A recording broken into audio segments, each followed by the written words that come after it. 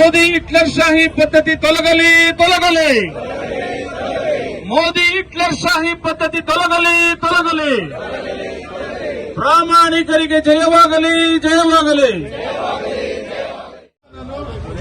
अस्सलाम वालेकुम, मेरा नाम बाखर अब्बास है। मैं माइनॉरिटी का ऑर्गेनाइजेशन सेक्रेटरी हूँ कर्नाटका स्टेट का। तो आपको पता है कल रात को अरविंद केजरीवाल को अरेस्ट किया गया है दिल्ली में। पता है उनके पास कुछ प्रूफ नहीं है, कुछ भी नहीं है। पता है कि बीजेपी हार रही है, इस बार 200 से कम लेने वाली है सीट।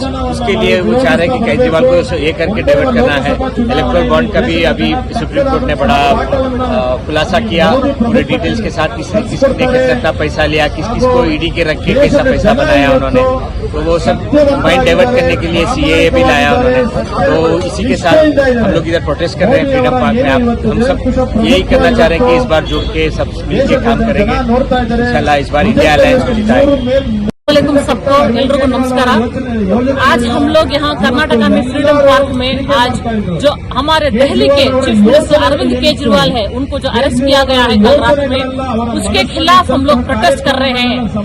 तो इससे साफ नजर आती है कि बीजेपी अगर कोई पॉलिटिशियन या कोई विरोधी पक्ष का नायक से डरता है तो वो सिर्फ अरविंद केजरीवाल है।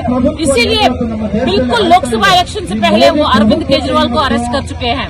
तो इससे साफ नजर आती है कि बीजेपी का जो अभी इलेक्टोरल बॉन्ड का जो उनका बाहर आया है, उस प्रॉब्लम को बचाने के लिए, छुपाने के लिए उन्होंने अरविंद केजरीवाल जी को अरेस्ट कर दिया है, ताकि लोगों को डाइवर्ट करा सके, उनके वो इलेक्टोरल बॉन्ड के स्कैम से लोगों को डाइवर्ट करा सके। इसीलिए अरविंद केजरीवाल को आज कल अरेस्ट किया गया है। तो लोगों से मैं कहना चाहूंगी, अगर हम लोग अभी भी बाहर आके हमारी आवाज नहीं उठाएंगे तो ऐसा वक्त आएगा कि फ्यूचर में या जो आने वाले दिन है उसमें हम लोग हमारे पसंदीदा लीडर को चुनने का मौका तक हमको नहीं मिलेगा। तो जाग उठिए, सब लोग बाहर आइए और अपने हक के लिए लड़िए। साथियों, आज एक बड़ा दुर्घटना का दिन है। कल जब अरविंद केजरीवाल का अरेस्ट हुआ, ये सिर्फ अरविंद केजरीवाल का अरेस्ट नहीं है, ये हमारा डेमोक्रेसी का अरेस्ट है, ये हमारा देश का अरेस्ट है। ऐसे सोचिए कि अगर आपका बड़े भाई, आपके पिताजी, आपके माताजी, आपके बेटे अरेस्ट होते तो कैसे होता, उसी तरह आपके देश का अरेस्ट हुआ है। और अगर आपका देश अरेस्ट हुआ है, आप सबको आना है। आइए फ्रीडम पार्क, हमारे साथ आइए और हमारे देश के संविधान के लिए, हमारे देश के डेमोक्रेसी के लिए, हमारे देश के सब बच्चों के लिए आप होराटा कीजिए हमारे साथ। आज का दिन हो गया है, नरेंद्र मोदी को बताना है हम सब उसके विरुद्ध करते हैं।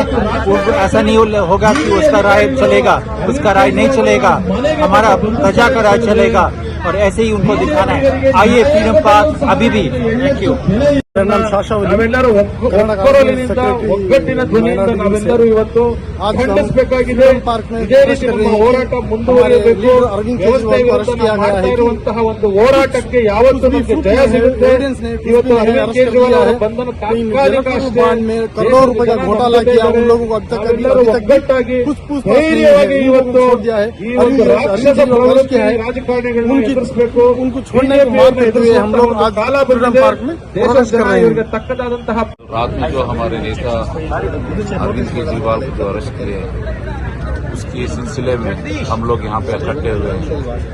एक धरना कर रहे हैं फ्रीडम पार्क में, और स्टेट के हर डिस्ट्रिक्ट में, हर मोहल्ले में ये धरना आज चालू है। आज ये लोग रात भर नहीं सो रहे थे। कौन? बीजेपी वाले। किस लिए? कि इन लोगों को पता चल गया था कि आने वाले इलेक्शन में इनकी हार निश्चित है। वो हार जाएंगे के डर में ये अरविंद केजरीवाल को अरेस्ट किए हुए हैं, और अरेस्ट करके ये साबित करना चाहते हैं कि ये सच्चे ईमानदार लोग हैं। इनसे बड़ा झूठ, इनसे बड़ा पंगा लोग इस देश में कोई नहीं है। मैं आप लोगों से सारों से गुजारिश करता हूँ कि आप लोग सारे आके बोलो भारत माता की, बोलो भारत माता की। ಯಾವ ನೈತಿಕತೆ ಇದೆ ಕೇಂದ್ರ ಸರ್ಕಾರಕ್ಕೆ ಬಿಜೆಪಿಗೆ ಅಂತ ಒಂದು ಪ್ರಶ್ನೆ ಮಾಡ್ತೀನಿ। ನಿಮ್ಮ ಎಲೆಕ್ಟ್ರಾಲ್